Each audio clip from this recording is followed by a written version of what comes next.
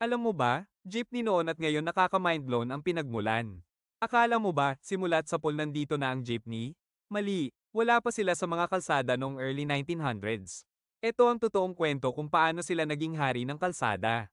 At bago nagkaroon ng jeepney, autokalisa muna ang bida.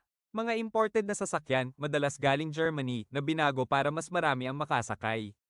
Tinawag din silang jeepney, salitang Amerikano para sa murang sakayan. After World War II, mula jeep, naging jeepney. Matapos ang digmaan, iniwan ng US military ang libu-libong jeep sa Pinas.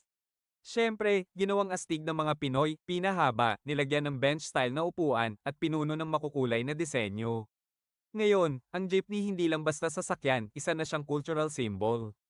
Bawat pinturang makikita mo, may kwento, mula sa quotes, pangalan ng pamilya, hanggang sa street art na pambihira.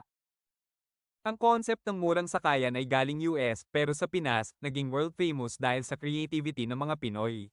Mula autokalisa hanggang jeepney, hindi lang ito biyahe, kundi kasaysayan na gumugulong sa kalsada.